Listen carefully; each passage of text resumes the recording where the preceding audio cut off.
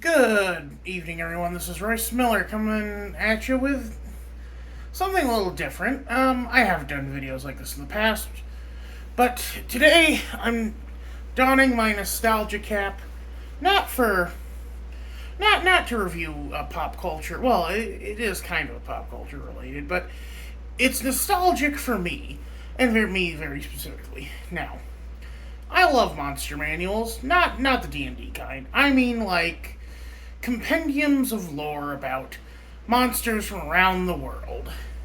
You know, ones that are willing to mix in a little fact with the fiction. Uh, and with that, I'd like to present something from my childhood. The Monster Manual by Erich Ballinger. Look at this amazing cover. I'm gonna try to get. I'm gonna try to get a photo of this for the thing too. Got a sticker on it. Like this. Oh, this like grotesque thing with his blood oozing from his mouth and fangs and all these veins and pustules. Oh well, this kid's just like, there's no such thing as monsters. It's a very good cover, and the subtitle is A Complete Guide to Your Favorite Creatures. Now, I would argue that it is not, in fact, a complete guide, but we'll get into that in a minute. So, who is Erich Ballinger? He is a European artist. I believe he is Scandinavian or German. He isn't. And he did all the art for this amazing book. Like, look at this stuff. This is amazing. I love it so much. They're in their publications company out of Minneapolis. Sorry, for some reason I got the Oliensven thing going. Originally published in 1994. This book is a weird amalgamation. It's like, I know what you're probably thinking, and you're only half right. Like, you're probably thinking, oh, it's probably some folk monsters, some like classic monsters from literature, maybe some mythological monsters. Oh, trust me, this thing gets insane with what it does and portrays. So let's go into the first one. We start off pretty normal. Aliens. With a lovely little thing here. John Allen, stop talking all that nonsense. And then there's like it goes, these go all in on all sorts of like weird little things. Yeah, and like, because this does talk a lot about pop culture. Some of the listed creatures are Davros from Doctor Who, which 1994, talking about Doctor Who in 1994, before it like ever even came to America, kind of tells you that the artist in this book was European. The original thing, like the creature from the 50s movie, and the Gorn. Then we immediately go to from A to B. So no other A monsters, I guess. No Alucard. And the first one is the B for Basilisk.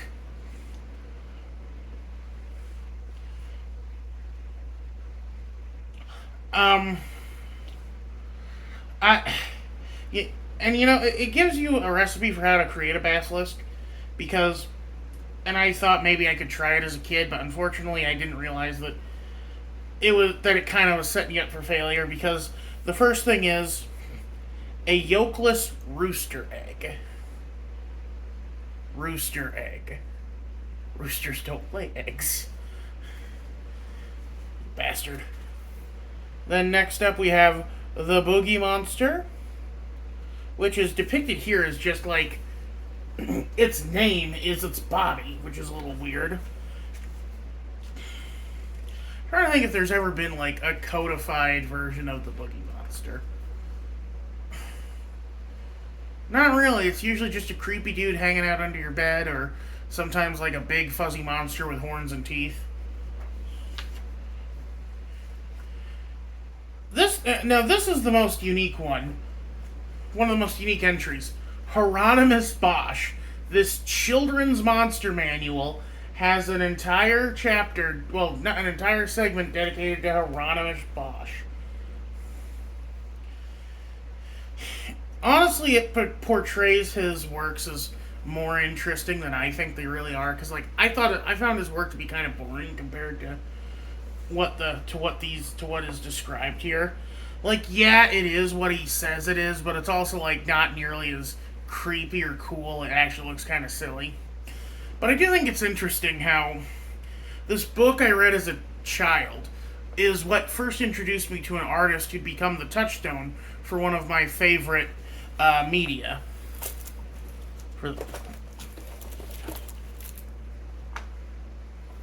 Owl House. Oh. Good lord, there's still whipped cream on it. Ah! I hate that video. I hate it. I'm never doing anything like that again. Anyway.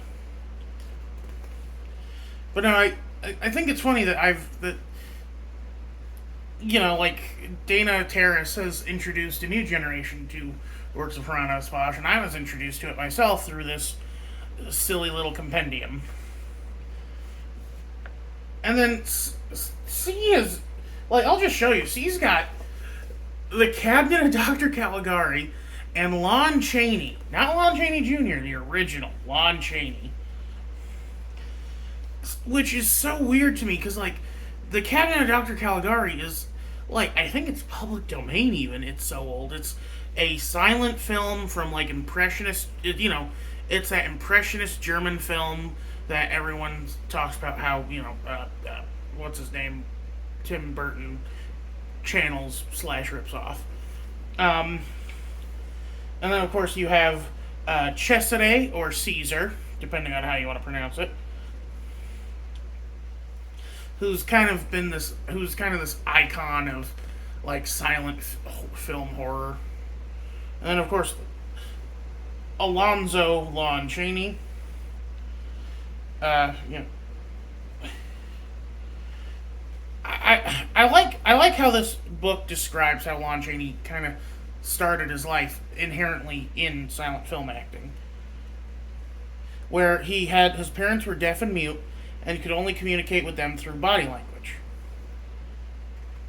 So it helped him hone his technique, and then it gives you some of his famous characters, Quasimodo.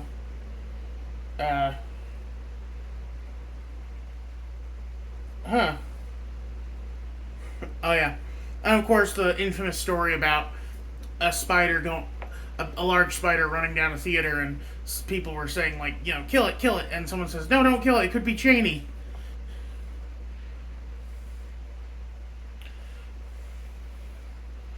And then on this one you have you have comic book monsters, where the whole page is given as different creatures from comics narrate, which is interesting. So you have I don't know who Blackheart is, but the Lizard, Solomon Grundy, Spider-Man, Tars Tarkus from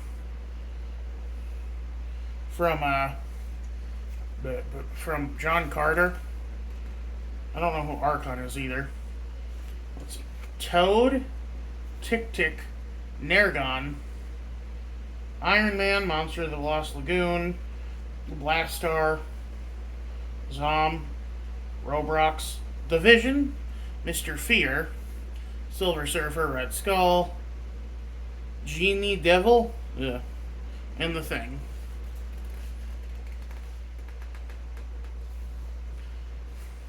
And also there's this, like, recurring comic in The Thing about this monster who needs to go scare someone after getting out of a tar pit. And then, of course, dinosaurs as a section. The real life monsters. And then, oh hey, and a neat little thing about how to do stop motion photography. Then, of course, you get to someone you would expect in a book like this, the Rakuya, with Bela Lugosi right there on the cover, or right there on the first page. Oh, and look, it even has some real stuff on the real Dracula, talking about like where he was born and stuff, and some various adaptation versus the real person, and the tourist attraction. Well, the actual castle turned tourist attraction.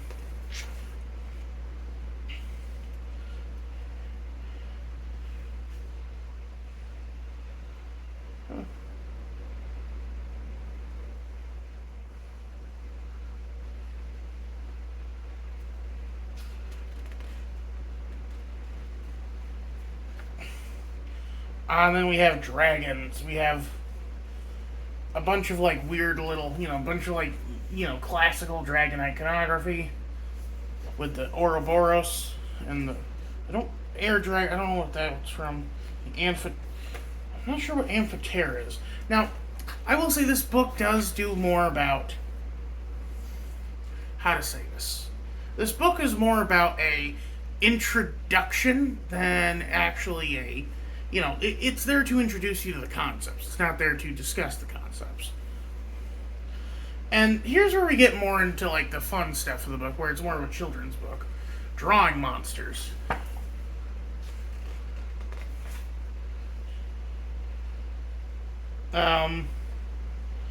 Just trying to talking about various techniques you can do, like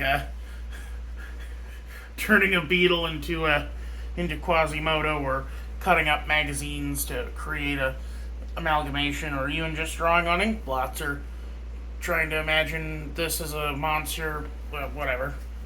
Yeah, it's fun.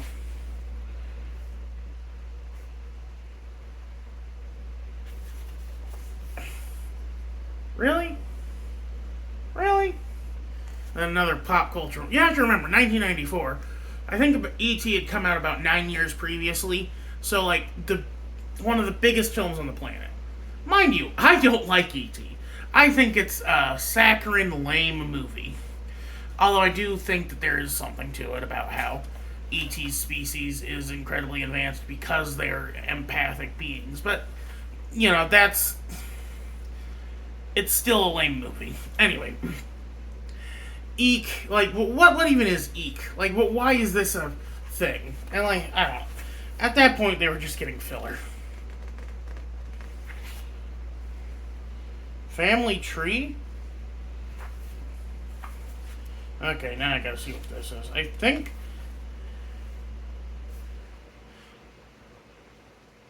Oh, so there's kind of this whole... So it's trying to do this weird, like... So it's trying to, like, show you, like, the... kind of the hierarchy of monsters, in a way. Where you have, like, all the archetypes. You have, like, you have the mad scientist, the undead, the artificial, the extraterrestrials, the animals, and metamorphic beings. Dr. Phibes. I'm trying to think who that is.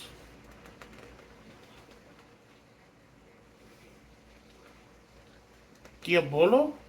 I'm not sure that's an animal. And then fear.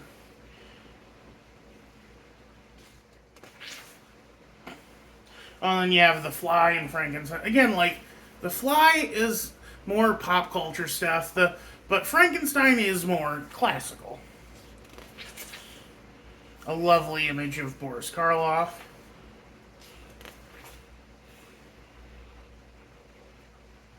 And then, again, more of the silly stuff. You have the full moon, and it's got this thing where it's like an advertisement for a Costa de Luna. Yeah. Oh, funny monsters, which includes Where the Wild Things Are and a couple other things. Oh, and Dr. Seuss.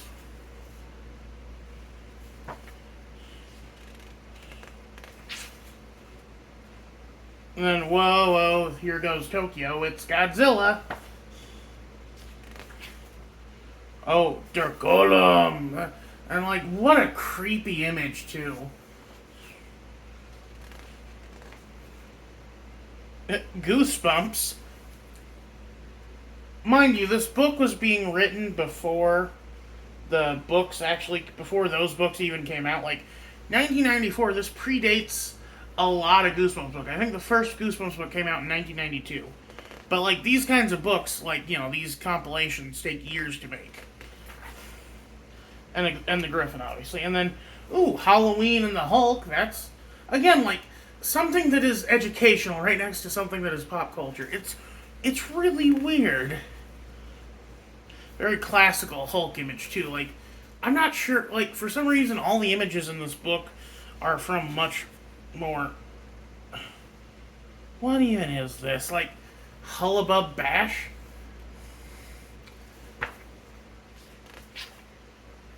Dancing. Yeah, it's a joke about a monster's party. Okay, here's another good one. The Invisible Man. With, this is a spectacular image. This is an original by Ballinger, and I wish he did more like this, because this is awesome. Like, this is a very nice portraiture.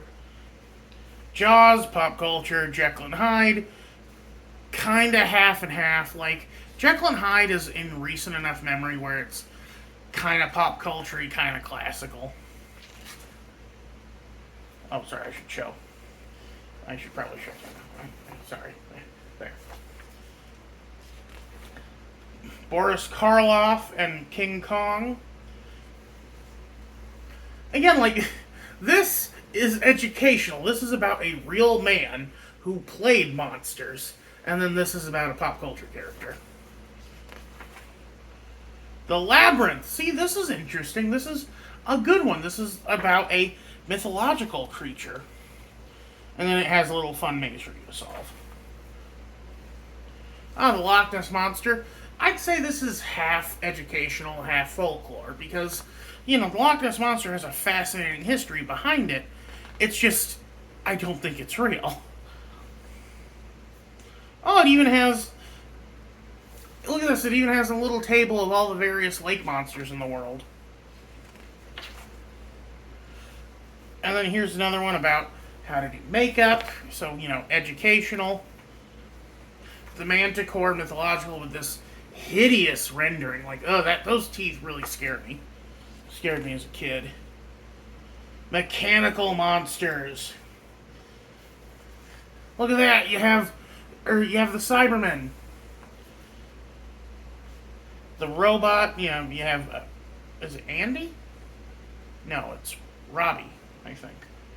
Then you have the android, which, that's not an android, that's actually a cyborg in Metropolis, I believe.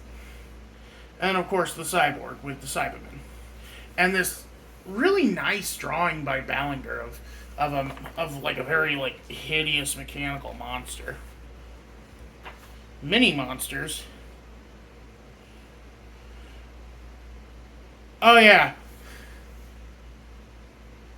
They put Muppets in this book. Sesame Street characters. The Count, Cookie Monster, Oscar, Bert, Ernie, and Grover.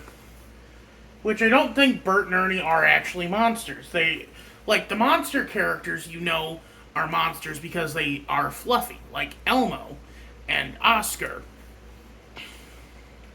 and Grover. Then they have Monsters of Greek Mythology, which they literally just did the Labyrinth. You have a cute little picture of Argus in the corner there. Centaurs, Cerberus, Chimera, Cyclops, Odysseus. Oh, okay, that's not. Oh, Echidna. No, that's a good one. Eumenides?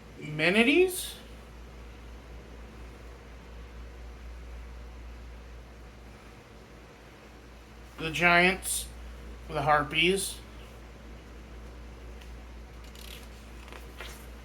Hydra, Medusa, Sieno, Urate, the Minotaur, the tiny Minotaur, the Sirens, Scylla, the Sphinx. Yeah, I guess the Sphinx is Greek, isn't it? Yeah, because the riddle of the Sphinx is Greek mythology. I was thinking of Egyptian mythology, where the Sphinx is like just a big statue. Christian Morgenstern. What? Don't get me wrong. He's not a monster. He was a poet. Gruesome, beautiful poem. Okay, so this is a poem by a horror poet. The night elk chicken chuckles, the windhorn ganders toot, the swarthy swain unbuckles his flute. A he owl, dove like, turtles to woo his owlish she. A little six nicks hurtles along from tree to tree. And spooks their spook are reeking, and crows are cawing croak, and from pounds are peeking the Fingor and her folk. Okay. That is a weird one. Then mummies, which is a very classic, thing that I think most monster manuals of this kind would have. Then another really weird pop culture one, the Munsters.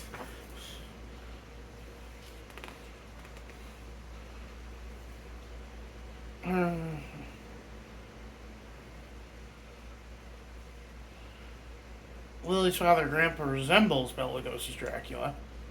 I hate to tell you this, but Grandpa Munster is supposed to be Dracula. And then yet another Dracula one. We have Nosferatu, right next to ogres, with this really grotesque image of a monster about to or a human. It looks like me mixed with Peter Lorre about to chop some kids' heads off.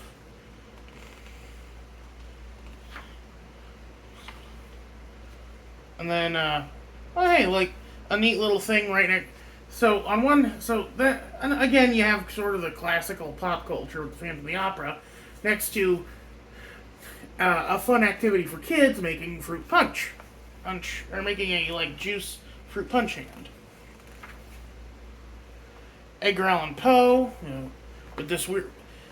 The coffin I don't get. The coffin, there's no coffin iconography in Poe's work. The closest I guess is poor Fortunato chained up and bricked away. Then, let's see, you have.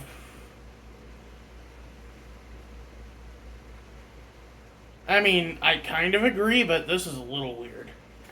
So, on one hand, you have Quasimodo, but on the other, you have Rambo, a special breed of monster. Looks almost human if one disregards their monstrous muscles. Take, for example, Rambo. Biceps bulging and arms with teeth. He storms the Vietnamese jungle. He bangs away wildly on his machine gun, slaughtering hundreds of people. When he finally runs out of bullets, he tosses grenades, shoots with a bow and arrow, and murders with his bare hands. Only then might he take a breather. But not for long.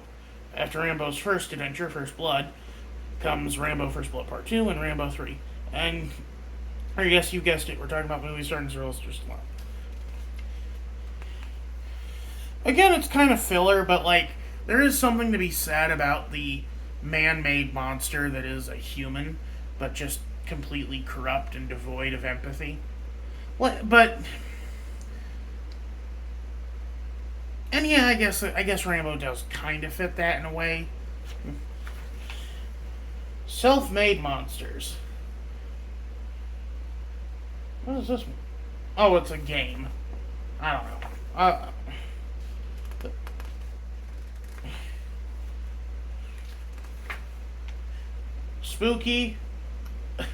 Spooky right next to Star Wars. Again, pop culture. Also, look at this design for Chewbacca. This is what happened. I don't think Ballinger had ever seen a Star Wars film in his life, because he just drew the Cowardly Lion. The Darth Vader one is actually pretty okay, though. I kind of like the no-neckness of his thing. Then Jabba the Hutt, Jawas, which has a Tusken Raider here, the Rancor, Salacious Crumb, which is not presented here because this looks like a Yoda. Yeah. Okay, so this is funny because Ballinger, God bless the man. I don't think he's ever seen Star Wars, because this is what he did for Jawa. This is what he did for Salacious B. Crumb, who, as I don't know if you know who Salacious B. Crumb is. He is a monkey kind of thing. Looks like a Muppet. then teratology, which is the study of monsters. Cute little image of kids dressed to go monster hunting. Theater. A little, basically how to put on a monster play. 3D. Which, that's actually a pretty funny one to do, putting in a mention to 3D films.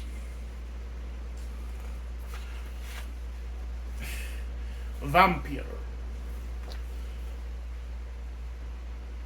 Okay, so there's a bunch. So like this I remember vividly from when I was a kid because they talk a lot about the inconsistencies of vampires. Vampires are not dead. Vampires are not alive. Vampires are undead. Vampires feed on human blood. Vampires bite the throats of their victims with two-pointed fangs. Vampires look puffy and bloated after their meals. Vampires look years younger after they've drunk fresh blood. Vampires prefer their loved ones as victims. Vampires prefer opposite sex as victims. A person who has been bitten once craves to be bitten again. Vampires are faithful to their victims until they are parted by death. Vampires' victims die from excessive blood loss. People who have been bitten by a vampire become vampires themselves after death. People who have been bitten by a vampire do not turn into vampires after death if the vampire that bit them is killed before the victim dies. Vampires communicate telepathically with their victims. Vampires have no power over people who carry a consecrated wafer or cross. Vampires hate the smell of garlic. Vampires don't have a shadow, nor can they be seen in a mirror. Vampires are pale, with reddish eyes and moist crimson lips. Vampires have only one nostril. Vampires have hair on the palms of their hands, and long pointed nails. And vampires have a pointed needle at the end of their tongue. Vampires give off a moldy, rotten stench. Vampires can transform themselves only at dusk or dawn. Vampires can transform themselves at any time during the night. Vampires can transform themselves into wolves, dogs, and bats.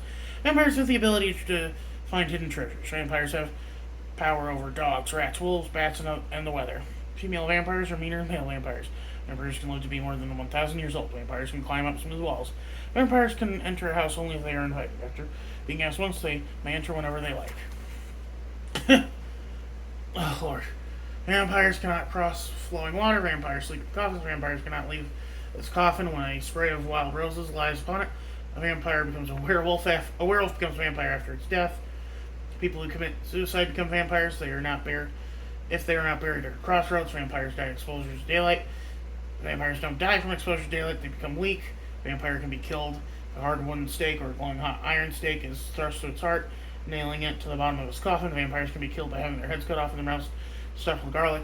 Vampires who have taken the form of a wolf can be killed by a silver bullet that has been dipped in holy water. A very old vampire disintegrate in dust when they are killed. A dead vampire does not disintegrate in dust, has to be buried in a crossroads. Vampirism is a form of penance for one's sins. Vampires want to be relieved of their suffering. They are forced to resist all temptations to relieve themselves. Vampires celebrate their most important holiday on November 30th. Vampires celebrate their most important holiday on April 26th. Vampires exist, vampires don't exist. Good Lord, that's a lot of dumb. The joke is that there's a lot of contrary facts. And then there's an interview with a fake modern vampire. The Werewolves, which Lon Chaney Jr. played a wolfman, not a werewolf. There's a difference. Mostly, the werewolf is more anthropomorphized. The wolfman is basically just a hairy dude. And then there's a little thing here that's supposed to tell you how to become a werewolf, involving using a wolf pelt and wolf blood on a full moon on a Friday the 13th. And then there's historical information, like Greek legend with King Lycan. Then, obviously there's that whole thing where people ate, rotten meat, or ate, moldy bread or something, and that gave them hallucinations and made them think they were wolves. X is the answer. Oh, this is basically an ask column that's being run by a guy called Dr. X. And here's a picture of Dr. X above our next entry, the Yeti. Which is a cute little Yeti drawing, too. Oh, creepy ex-dude. Yuck, gag, and puke. Oh, yeah. This is a joke about monsters going to school. And then, of course, you have a monsters report card. Again, there's some weird... Jesus Christ. Finally, you have zombies, which, oh my god. That is way too scary for kids. And then you have a nice little... these are solutions.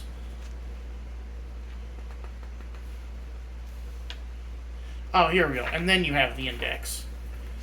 And that's it. That's the end of the book that I used to read a bunch as a kid. Many a summer was wasted poring over this ancient tome of forgotten lore. I say ancient, it's only a year younger than me. Well, yeah, it was fun revisiting that, and I do like this book a lot. I think if you like this kind of stuff too, you may enjoy it. Happy Halloween, everyone. See you next time. This is Royce Miller. I'm outie.